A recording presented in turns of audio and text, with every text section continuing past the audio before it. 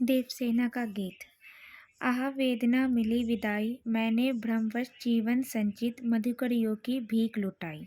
छल छल थे संध्या के भ्रमकन, आंसू से गिरते थे प्रतिशन, मेरी यात्रा पढ़ लेती थी निर्वता अनंत अंगड़ाई।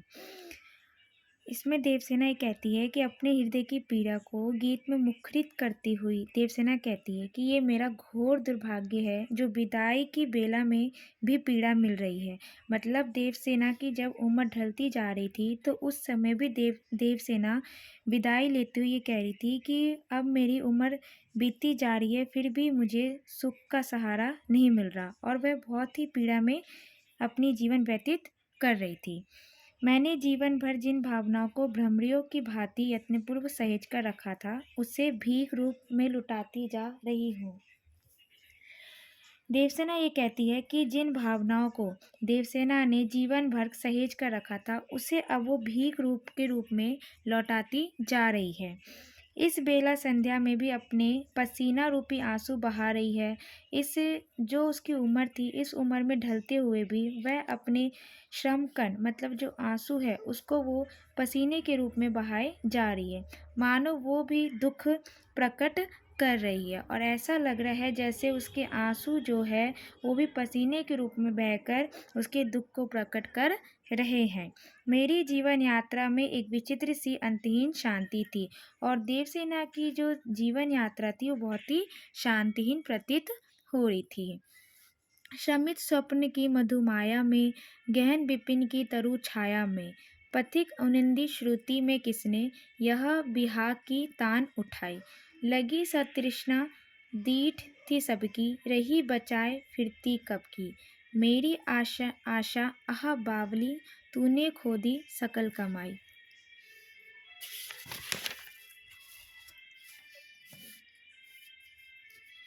अपने हृदय की विरह व्यथा को मुखरित करती हुई देवसेना कहती है कि जीवन में देखे गए स्वप्न थक गए हैं।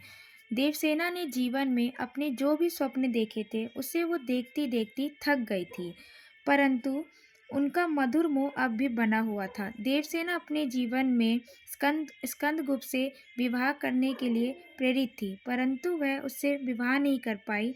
इस वजह से वो उनका जो मधुर स्वप्न था अभी भी वह उनको देखती है, अर्थात उनके प्रति आसक्ति अब भी बनी हुई है और उसको देखने की भावना अभी भी उसके मन में पनप रही है। ऐसे समय में भी किसी पाथिक ने अपनी अलसाई आवाज में घने वृक्षों के बीच विहाग छेड़ दिया। ऐसा लग रहा है जैसे कि कोई पाथिक अपने तरु पेड़ की छाया के नीचे बैठा हुआ है और उसको किसी ने आवाज लगाकर उठा दिया हो। मेरी साधना की ओर बहुत सी ललचाई नजरें देख रही थी, और देवसेना की जो ललचाई हुई नजरें थी वो और भी मूर्छित होती जा रही थी, जैसे कि वह सभी चीज़ों को पाना चाहती थी, और मैंने उसे कब से दूसरों से बचाए फिर रही थी, किंतु आ मेरी वेदना तू मूर्ख ठहरी और सारी कमाई लुटा दी। देवसेना अपनी सारी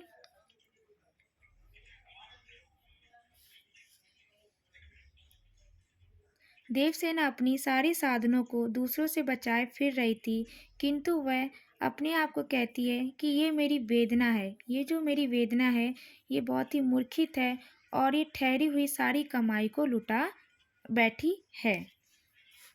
चढ़कर मेरे जीवन पथ पर प्रलय चल रहा अपने पथ पर, मैंने निज दुर्बल बद पर उससे हारी होड़ लगाई। लौटा लो या अपनी थाती, मेरी करुणा हाहा खाती, विश्व न संभलेगी ये मुझसे, इससे मन की लाज गवाई। देवसेना अपनी व्यथा को मूर्छित करती हुई कहती है कि मेरे जीवन रूपी पथ पर प्रलय सवार हो अपने पथ पर बढ़ता जा रहा है, अर्थात मैंने जीवन भर दुखों को झेला है।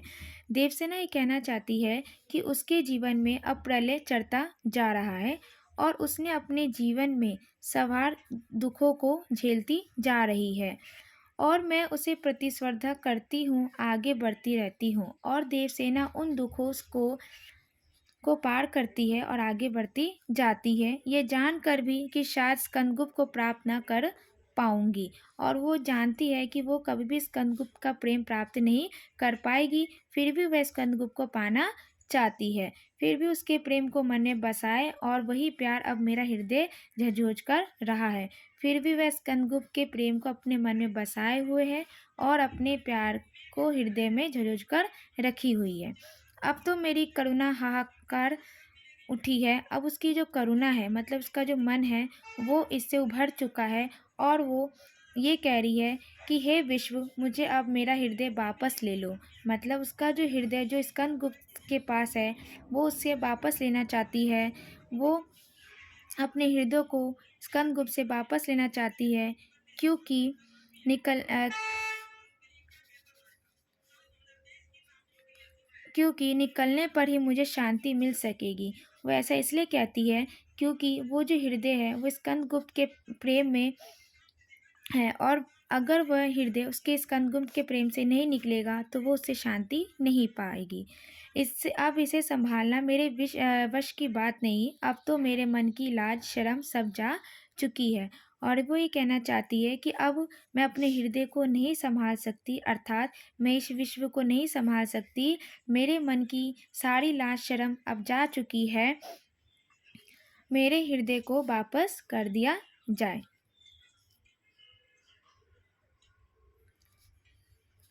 अर्थात इस चैप्टर के हम कुछ प्रसंग और व्याख्या करेंगे और इसके हम विशेष भी लिखेंगे। सारे प्रसंग व्याख्या के विषय जो होंगे वो अलग अलग तरह से लिखे जाएंगे।